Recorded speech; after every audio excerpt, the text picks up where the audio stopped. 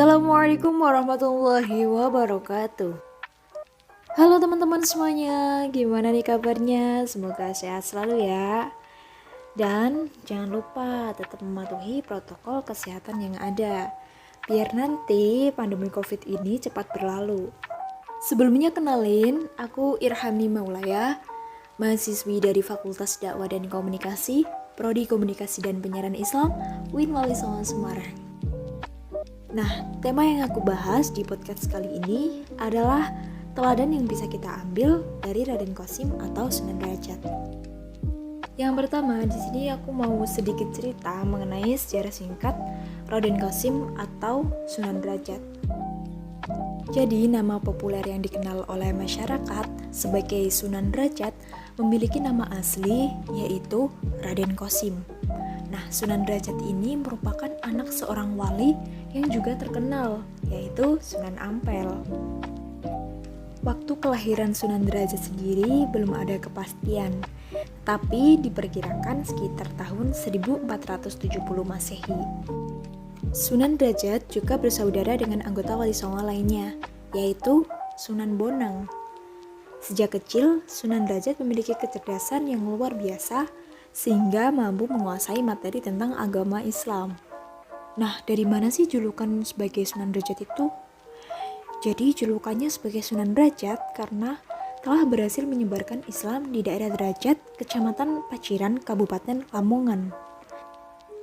Jika dilihat dari susunan silsilah keluarga, Sunan Derajat termasuk anak yang kedua dari 5 bersaudara. Beliau juga merupakan cucu dari Syekh Maulana Malik Ibrahim yang menjadi satu-satunya pelopor yang pertama kali mengembangkan Islam di Jawa. Sunan Derajat memiliki jiwa sosial tinggi. Selain kegiatannya untuk menyebarkan Islam, ia juga sangat peduli dengan kaum fakir miskin.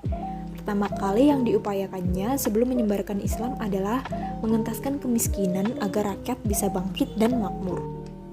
Dan yang kedua, aku mau cerita mengenai perjalanan dakwah Sunan Derajat atau Raden Qasim. Sunan Derajat mengenyam pendidikan di pesantren Ampel Denta, Surabaya, bersama-sama dengan kakaknya yaitu Sunan Bonang, kerabatnya Sunan Giri. Pesantren di Ampel Denta yang waktu itu berada di bawah pimpinan Sunan Ampel yang merupakan ayahnya sendiri. Beliau mendapatkan perintah untuk menyebarkan agama Islam di wilayah barat Surabaya, terutama berada di pesisir Gresik. Tetapi selama perjalanannya menyeberangi lautan, Sunan Derajat mengalami musibah yang tak terduga. Perahu yang ditumpanginya terhantam badai ombak raksasa yang menyebabkan tenggelam.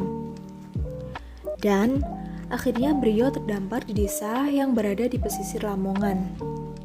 Saat berada di desa tersebut, beliau mendapatkan sambutan hangat yang tak terduga dari ketua kampung yang bernama Mbah Mayang Madu serta Mbah Bajar. Mereka sebelumnya telah diyakini memeluk agama Islam karena adanya bantuan dari beberapa pendakwa lain di Surabaya. Akhirnya Sunan Derajat memutuskan untuk menetap di desa Jelak dengan menikahi Nyai Kemuning, yakni putri dari Mbah Mayang Madu. Beliau mendirikan sebuah surau kecil yang kemudian berkembang menjadi pesantren sebagai tempat para penduduk mengaji. Desa Jelak yang semula terpencil mulai dikembangkan semakin maju dan juga ramai. Nama desa pun akhirnya diubah menjadi Banjaranyar. Setelah merasa bahwa dakwahnya di Desa Jelak berhasil, Sunan Derajat memutuskan untuk berkelana mencari tujuan dakwah tempat lain. Beliau melakukan perjalanan ke arah selatan dari desa. Di situ terdapat hutan belantara sehingga Sunan Derajat melakukan babat alas untuk pertama kalinya. Sebelumnya, beliau meminta izin terlebih dahulu kepada Sultan Demak I untuk memperoleh penetapan tanah di tahun 1486 Masehi. Sunan Derajat beserta para pengikutnya mulai membangun pemukiman di lahan yang baru dibuka dengan luas sekitar 9 hektar. Sebelumnya, beliau memperoleh sebuah mimpi berupa petunjuk untuk memanfaatkan lahan di sisi selatan perbukitan. Wilayah tersebut diberi nama Dalem Dhuwur yang kini berfungsi sebagai kompleks pemakaman. Beliau juga mendirikan sebuah masjid untuk dijadikan sebagai tempat dakwah sepanjang hidupnya. Selanjutnya, teladan yang bisa kita ambil dari dakwah Sunan Derajat sendiri. Yang pertama, Sunan Derajat gemar menyantuni orang miskin. Kisah Sunan Derajat yang paling sering diceritakan adalah kebiasaan beliau membantu fakir miskin di area dakwahnya. Dalam perjalanan kelilingnya, tak jarang beliau menjumpai warga yang berkeluh kesah karena kelaparan. Melihat dari kondisi ini, Sunan Derajat akan segera mencari makanan dan meletakkannya di depan pintu rumah orang tersebut tanpa sepengetahuannya. Pada kesempatan yang lain, ketika beliau berkeliling, beliau menemukan orang sakit atau mereka diganggu oleh makhluk halus. Sunan Derajat yang dikenal memiliki karomah tinggi, memberikan perantara obat ramuan tradisional dengan doa-doa dan membantu warga setempat mengatasi gangguan tersebut. Yang kedua, teladan kepemimpinan. Sejak awal tiba di Desa Jelak, Sunan Derajat langsung mendirikan Langgar sebagai pusat kajian, khususnya yang berhubungan dengan ilmu agama.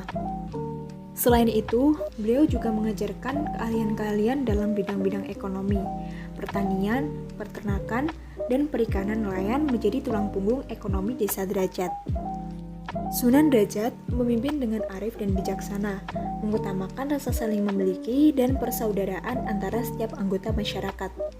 Sunan Derajat sendiri telah memberi contoh bagaimana seorang pemimpin harus bersikap jika memang tujuannya adalah meraih kemakmuran masyarakat. Mungkin aku rasa cukup penjelasan mengenai sejarah singkat Sunan Derajat, terus perjalanan Sunan Derajat hingga teladan yang bisa kita ambil dari Sunan Derajat. Terima kasih kepada teman-teman yang sudah mendengarkan podcast ini, dan apabila ada kata-kata yang salah, aku memohon maaf sebesar-besarnya, dan sampai jumpa di podcast aku selanjutnya. Terima kasih. Wassalamualaikum warahmatullahi wabarakatuh.